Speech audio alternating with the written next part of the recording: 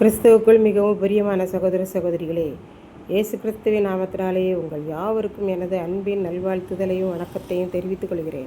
இன்றைய பகலின் குளிர்ச்சியான நாளின் தியான வசனம் யோவான் எழுதின சுவிசேஷம் 17ஆம் அதிகாரம் 23ஆம் வசனம். ஒருமைப்பாட்டில் அவர்கள் தேறினவர்களாய் இருக்கும்படிக்கும் என்னை நீர் அனுப்பினதையும் நீர் என்னில் அன்பாயிருக்கிறது போல அவர்களிலும் அன்பாயிருக்கிறதையும் உலகம் அறிய வேண்டும். இயேசு பிதாவை நோக்கி வேண்டுதல் செய்து கொண்டிருக்கிறார். நாம் ஒன்றாயிருக்கிறது போல உலகத்தில் உள்ள ஒவ்வொரு மக்களும் ஒன்றாயிருக்கும்படி நீர் எனக்கு தந்த மகிமையை நான் அவர்களுக்கு கொடுத்திருக்கிறேன். உலக தோற்றத்திற்கு முன்னமே நீர் என்னிடத்தில் அன்பாயிருந்தீர். நீர் என்னை உம்முடைய மகிமையினால் முடிசூட்டினீர். நான் இவர்களுக்கு என்னுடைய மகிமையை கொடுத்தேன் என்றார்.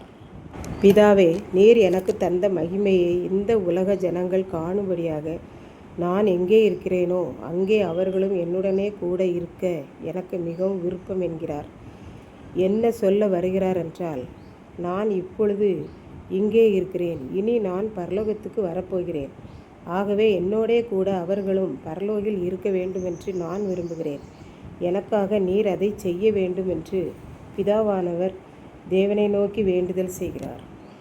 நீதியை செய்கிற பிதாவே, இந்த உலகம் உம்மை அறிந்து கொள்ளவில்லை, நான் உம்மை அறிந்திருக்கிறேன்.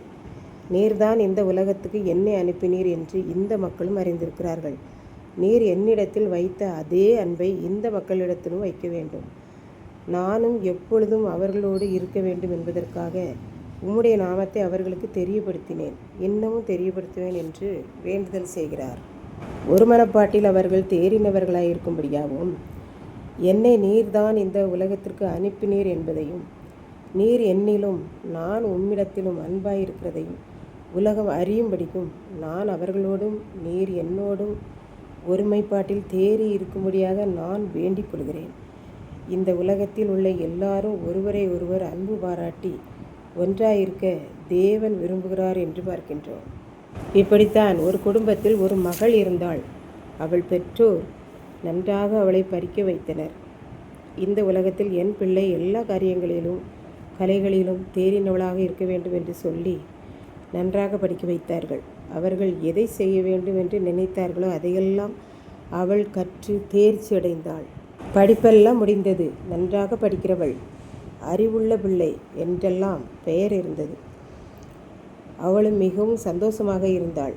கடைசியாக பெற்றோர் மகளுக்கு திருமண வயது ஆகிறது, ஆகவே அதையும் செய்து வைத்து விடுவோம் என்று எண்ணி ஒரு நல்ல மாப்பிளை பார்த்து திருமணத்தை கோலாகலமாக நடத்தி வைத்தார்கள். அவளும் சந்தோஷமாக சென்றாள்.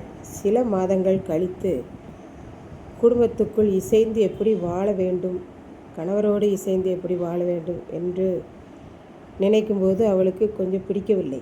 ஆகவே அவள் அங்கே இருக்க முடியாது என்று சொல்லி வந்துவிட்டாள். எல்லா படிப்பிலும் எல்லா காரியங்களிலும் தேறினவள் ஒருமைப்பாட்டிலே இசைந்த வாழ்க்கையிலே தோற்று போய் வந்துவிட்டாள் என்று பார்க்கின்றோம். இதைத்தான் நம் ஆண்டவர் கூறுகிறார். நீங்கள் உலக அறிவிலே தேறினவர்களாய் இருக்கலாம், வேதத்தை கற்றுக்கொள்ளுகிறதிலே தேறினவர்களாய் இருக்கலாம், அதை நடைமுறை வாழ்வுக்கு கொண்டு வருவதிலே தேறினவர்களாய் இருக்க வேண்டும் என்று இயேசு கூறுகிறார்.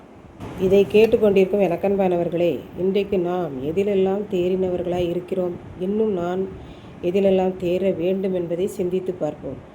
அருமையானவர்களே, நம்முடைய பிள்ளைகளுக்கு நாம் கல்வியோடு ஆண்டவரை கொடுப்போம்.